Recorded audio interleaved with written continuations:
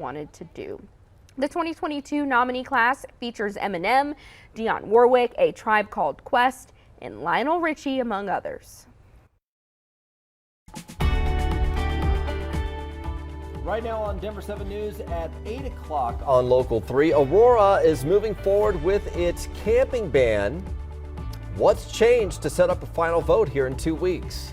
Plus, a curfew declared in Ukraine as new rocket attacks target residential buildings in the capital. And we've just learned the U.S. Defense Secretary is headed over to talk with European allies. And Colorado's made an incredible rebound from the pandemic. What is back to pre-pandemic levels and what's still lagging behind? Thanks for joining us here at 8 o'clock. I'm Brian Sanders. And I'm Micah Smith. Let's head outside with a live look from A Basin, where the lifts will start turning in a few minutes. It's spring break for some school districts this week, and more snow is on the way after today's sun. Katie. Good morning, you guys. It is a beautiful start to the morning here across Colorado, but yes, we are tracking snow moving in for tomorrow. First across the mountains, then the plains. But today it's going to be dry, 39 degrees under a partly cloudy sky from downtown out through DIA. Temperatures elsewhere low 30s down to Colorado Springs, high 20s in Greeley with still some single digits and teens into the mountains. So up near A Basin, Loveland, if you're skiing or snowboarding, definitely layer up this morning, but it'll feel a little bit milder into the afternoon with 30s and 40s returning to the high country. Here over the Denver area, pleasant through midday. Lunchtime right around 58 degrees. Spring break for a lot of districts by 4 o'clock at the park. 67 are expected high, same into Greeley, 70s over southeastern Colorado, and then upper 40s to low 50s there at the valley level, Aspen, Eagle, and Vail. So it'll be warm and dry today, but here's that next storm system moving in from the northwest. Snow first for Colorado's high country, and we'll talk more about the snow totals we're expecting for the Denver area and south with this system as it rolls through in through Thursday coming up.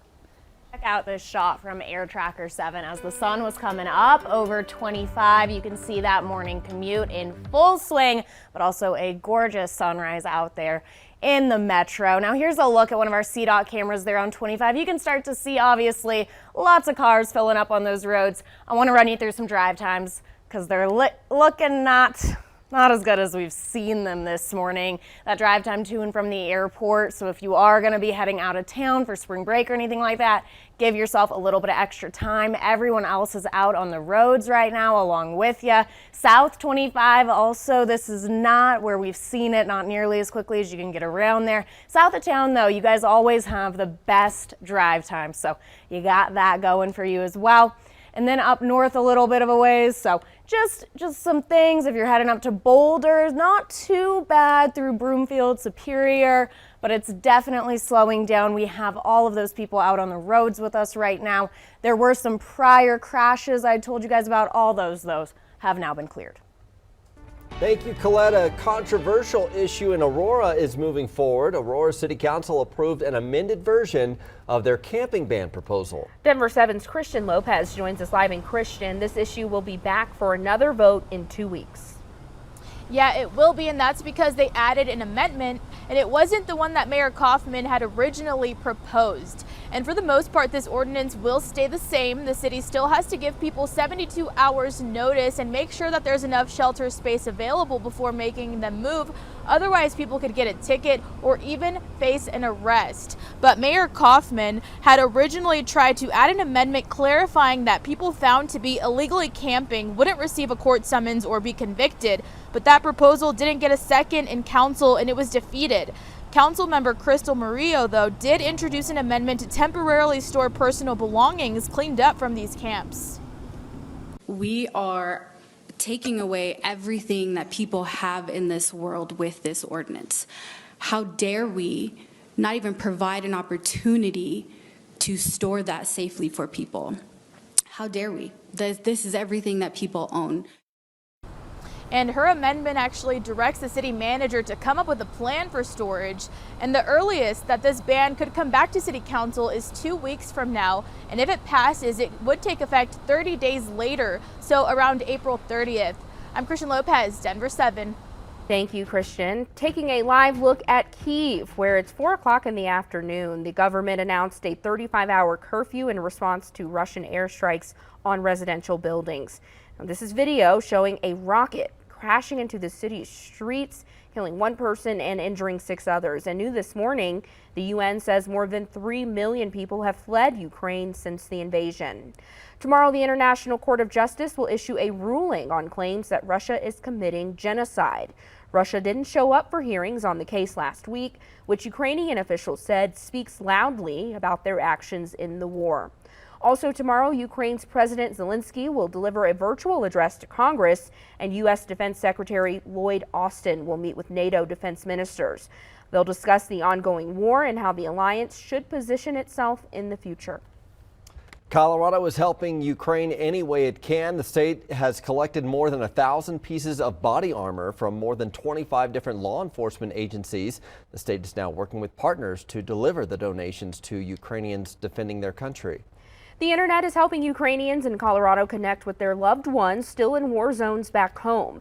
Monday, we're able to sit in on a Zoom call and hear more firsthand stories from those impacted. Слава Україні! Героям слава! That Ukrainian phrase has become a rallying cry there and around the world. It means glory to Ukraine, long live our heroes. Those on the call say they feel resilient and hopeful even as Russian attacks increase. Sorry, because I start crying, but I still believe that everything will be okay. We can't give up. The God is with us, the world is with us, and our motherland will be in safe, I think, I hope.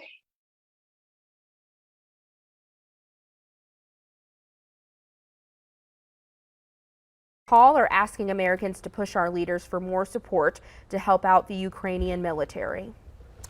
Caught on video, take a look at this. A 24-year-old was arrested, accused of assaulting an RTD security officer. RTD says it began when the officer asked Shannon Hamilton for his ticket Saturday morning. Eventually, the train came to a stop and Denver police helped detain the suspect.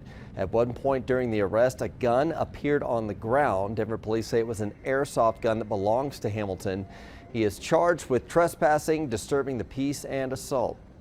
Also, heart-stopping video shows the moment a car crashed into the back of a Fort Collins police cruiser. It was parked on the side of the road. The other vehicle came inches away from hitting the officer who was standing nearby. It happened last month, but police just released it as a warning about reckless driving. We're finally starting to see a return to some pre-pandemic normalcy. More places and events are dropping their COVID safety precautions. And now we're learning just how well Colorado's economy is rebounding. Denver 7's Veronica Acosta joins us live this morning because Colorado has recovered almost all the jobs it lost when the pandemic hit.